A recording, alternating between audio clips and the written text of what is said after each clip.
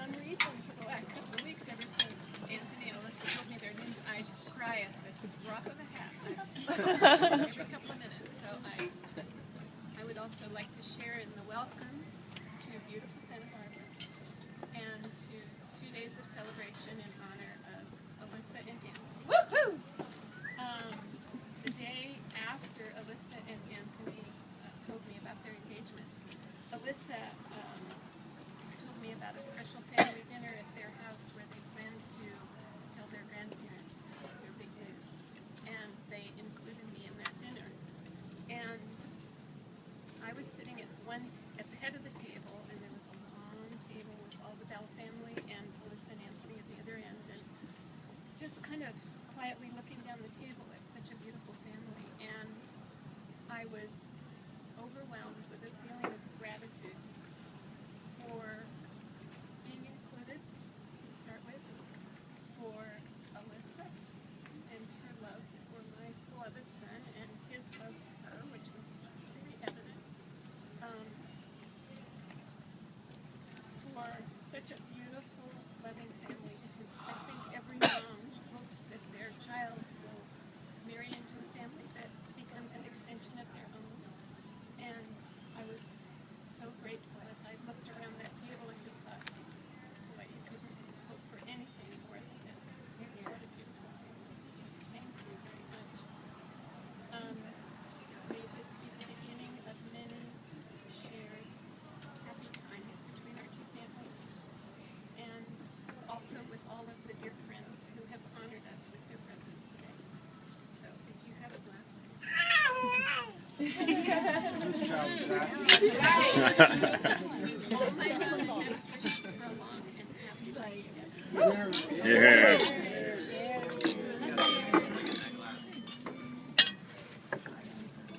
Oldest or youngest?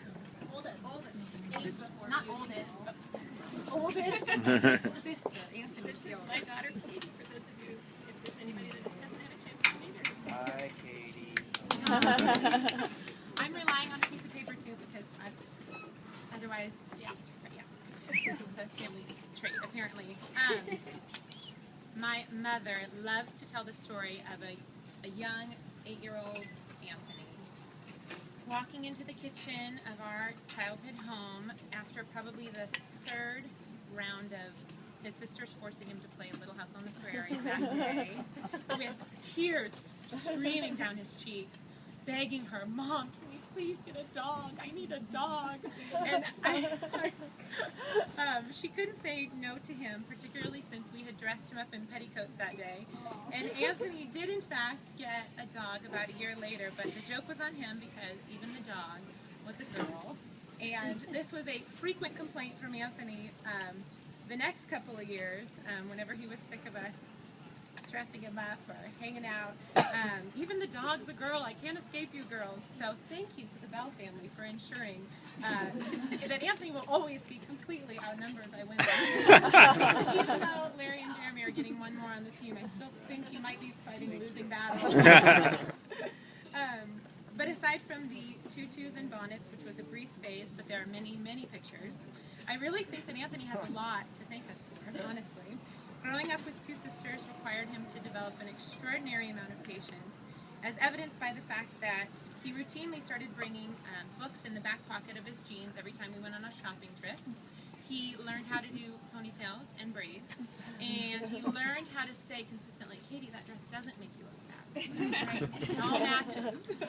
And later on in life, this patience meant that he was the best listener, the best shoulder to cry on, and the best source of support, especially when I had a really difficult transition to college. He shared his friends with me, and he steered me in the direction of a group of girls who would become my very best and lifelong friends. It also meant that we hung out a lot. We spent a lot of time together. We lived next door to one another. And we shared so much in those years, and they are still some of my fondest memories and will always be. I was attending graduate school in Boston, and I vividly remember the phone call that I got after Anthony and Alyssa's first date.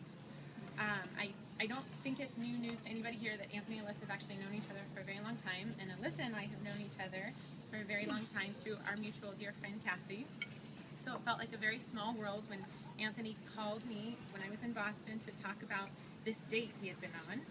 And I'm used to talking his ear off, but I have never heard him gush like he did after that date. I've also never heard the word amazing so many times in one conversation.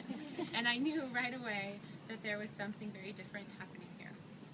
So here we are, a few years later, and I still hear the word amazing come out of his mouth every time he talks about his beautiful bride-to-be. I love the way that you two support one another in all of your decisions. I appreciate and love your care for one another, how you care for one another with so much love and compassion and respect. I love hearing my brother talk so proudly about your strength and your beauty and your devotion, your work ethic, your entrepreneurial spirit. Anthony has been a wonderful brother, and I know he will be a wonderful husband and father, always patient, always a wonderful listener, and best of all, Alyssa, he will definitely let his daughters dress him up in tutus and be able to braid their hair. So, to the beautiful couple, cheers. Cheers. And watch Little Women.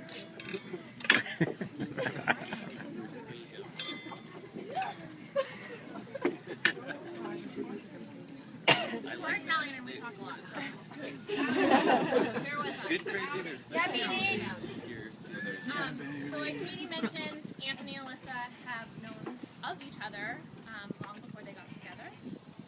I think Cassie might try and take credit for this tomorrow, but really this was a very carefully planned and executed by me. And all I ask in return is that you just name your firstborn. Okay. So every year Katie and I get a big group of friends or family, whoever wants to join together to run the relay of the Big Sur Marathon. And a couple years ago, like Katie mentioned, she was in Boston, and without our organizer, our team just sort of fell by the wayside. I don't have those skills. So I think many of you here know that Alyssa every year runs a very organized, very tight ship of relay runners, which I know a lot of you have been a part of. And somehow there was an open space, and I was able to join, and I couldn't have been happier. Every year, the Bells put on a dinner the night before, a carbo load for the elite athletes that will run and sometimes walk a total distance of 5 miles. The next day, we take it seriously. In any case, I was very excited to join for 2 reasons in particular. 1, pasta, and 2, Alyssa. I had decided, so I don't think I had mentioned to any of the relevant parties, but I decided maybe 2 or 3 years before at Cassie and Casey's wedding that Alyssa and Anthony would make a great couple. This was my first meeting, or rather re-meeting, of Alyssa in my adult life, and I was just struck by her grace and her beauty and her kind spirit. I knew Anthony would like her, but I also knew that these things just don't happen overnight, and I was willing to wait. I had bided my time, so when this dinner came up, I knew it was the perfect opportunity to casually introduce the idea to Alyssa. I imagined I would bring it up naturally in a conversation, like, oh, you like to run? Well, so does my brother, and he's just really fast. I'm like, oh, you like to entertain? Well, my brother's a really good cook, and oh, you're single, that's wonderful, so is my brother. So she's a really smart girl, and she would get the idea eventually. But it didn't exactly happen like that, unfortunately. For one, anyone who knows me knows that I'm not very subtle, and I've mastered that art. And secondly, when I arrived at the Bell household for dinner, Alyssa was totally stoned. And not what you're thinking. She had pulled a muscle in her neck or something, and she was just totally wiped by, like, tranquilized by muscle relaxers. Most of you might think I would abandon my plan and just leave it for a more appropriate moment, and I thought to myself, jackpot.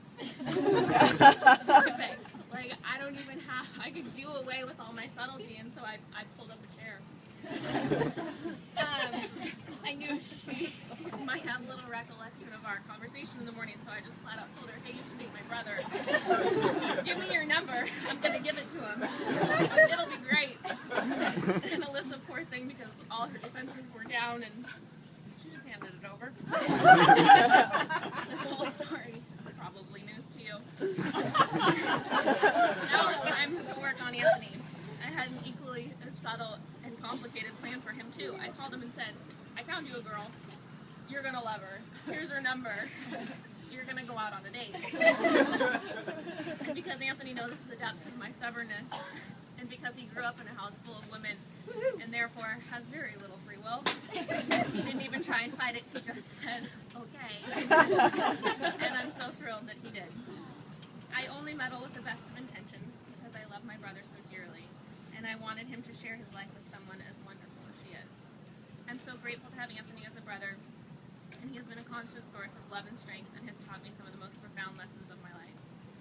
He taught me to defend myself, mostly from Army infantry water balloon attacks that he somehow simultaneously perpetrated and defended us against, so as not to get in trouble with my mom. He also taught us how to take, me and Katie, how to take a solid punch. It's never come in handy, but maybe one day it will. You never know. You never know. Anthony taught me how to drive. First, he let me relieve him of his duties driving our picnic table, or covered wagon, as Katie and I pretended it to be, through the Oregon Trail of our backyard. He taught me how to drive my non-old Mustang when I got my learner's permit, and very patiently showed me the art of parallel parking. This was also probably a lesson in bravery, although more for Anthony than it was for me. Anthony has taught me the importance of taking care of others. As a kid, he put every single one of my dolls into the doll hospital.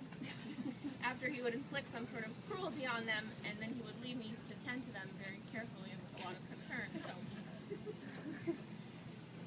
he also taught me that lesson when he got up an hour early for school for an entire year while my dad was sick, and drove me all the way out to All Saints before he went over the grade to Salinas to go to Palma for his full day of school. Anthony knew I didn't want to drive, so he took me himself. Anthony taught me the art of standing up for myself and for being a woman of strong character. Without him at the same college as me, I never would have known that I shouldn't be at certain parties. And with the help of Pat, who's here tonight, and Bolly and Alan, who couldn't be here, they would show up at such gatherings, forcibly remove me. I can now say a sincere thank you, because you were right, I had no business being there. Anthony has taught me to never be embarrassed. Like in middle school, when he kindly escorted me all the way into my middle school dance, just dropping me off to make sure I was okay. You won't imagine how mortified I was. Or traveling around Italy together, when Anthony encouraged me to take risks, to talk to new people, and to very sweetly and gently reassure me that it was totally fine that my jeans would no longer button. Alyssa, I don't need to tell you what a wonderful husband and father Anthony will make. Rest assured, he has had about 30 years of practice, and he is up to the task. Anthony has a habit of leaving a room, sometimes stomping out of a room, saying, "You women are driving me crazy." He says this a lot. He says, "You women are doing this, and you women are doing that. You women are driving me